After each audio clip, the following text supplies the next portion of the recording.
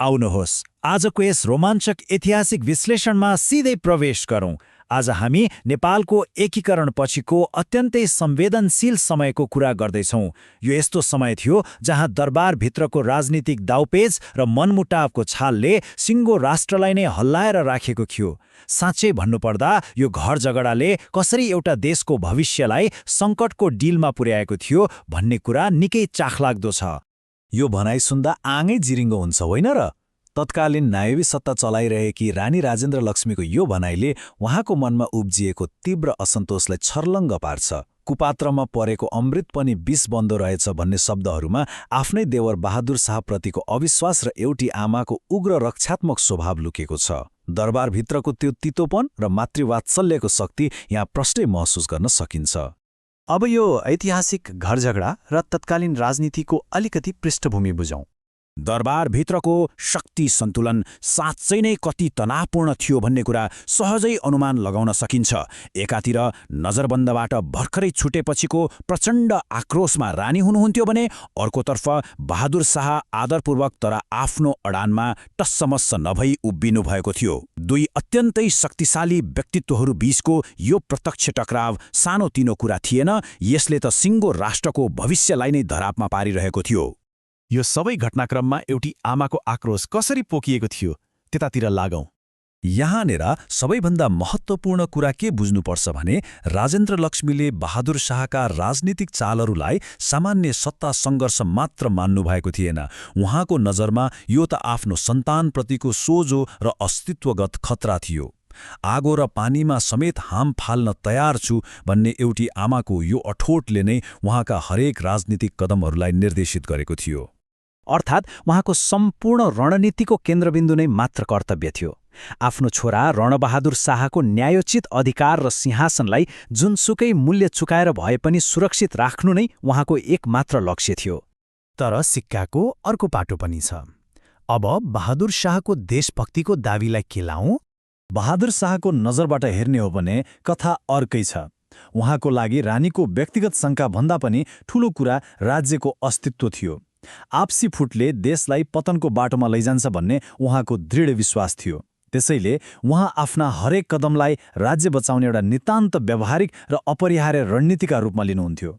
यहाँनिर हामी दुई फरक तर उत्तिकै जायज प्रेरणाहरूको प्रत्यक्ष टकराव देख्न सक्छौँ।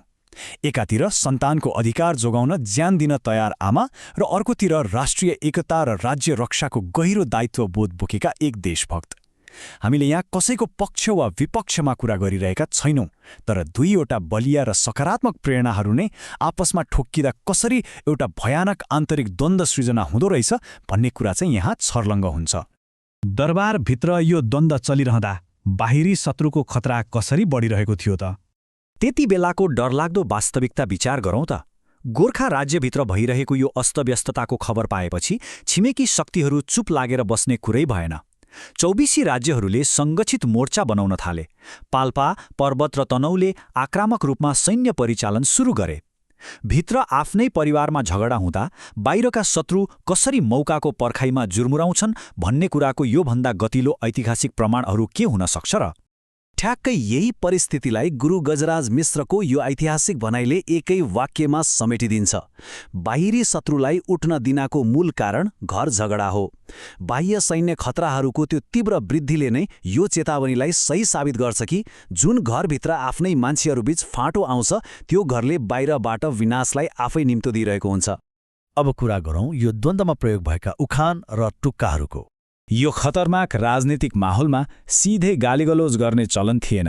त्यसको सट्टा राजपरिवारका सदस्यहरूले परम्परागत नेपाली उखान र टुक्काहरूको भरपूर प्रयोग गर्नुभयो। राजसी मर्यादा पनि नमिचिने र भन्न खोजेको कुराले विपक्षीलाई धारिलो चोट पनि पुग्ने। तत्कालीन कूटनीतिमा यो भाषिक शैली साँच्चै नै एउटा कलात्मक हतियार थियो। यी मौखिक द्वन्द्वहरूमा हाम्रा रैथाने उखानहरू कसरी रणनीतिक रूपमा प्रयोग हुन्थे भन्ने कुरा निकै रोचक छ।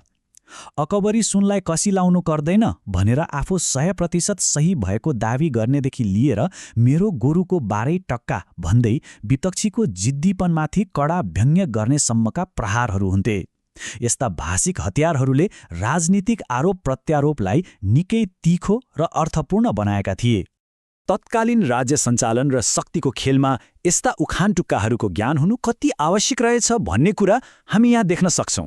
काग कराउँदैछ, पिना सुक्दैछ भनेर विपक्षीको आलोचनालाई व्यवस्था गर्दै आफ्नो बाटोमा हिँडिरहने दृढता देखाउन यी भनाइहरू अचूक अस्त्र थिए।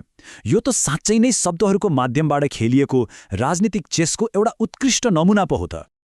अब यो ऐतिहासिक घटनाक्रमबाट अलिकति बाहिर निस्केर सोच्ने हो भने एउटा गम्भीर प्रश्न उब्जिन्छ कि घरझगडाका यी खतरनाक परिणामहरू आजको आधुनिक समयमा पनि उत्तिकै सान्दर्भिक छन् कि आन्तरिक एकता नै सधैँ सुरक्षाको सबैभन्दा भरपर्दो ढाल हो त? पक्कै पनि यो प्रश्नले इतिहासबाट पाठ सिक्दै वर्तमानलाई अझ गहिरिएर हेर्न बाध्य बनाउँछ। आजको यस रोमाञ्चक विश्लेषणबाट इतिहासका पानाहरूलाई नयाँ दृष्टिकोणबाट बुझ्ने अवसर मिलेको छ भन्ने आशा छ। यही गम्भीर र दूरगामी प्रश्न छोड्दै आजको यो प्रस्तुतिलाई यही बिट मारौं।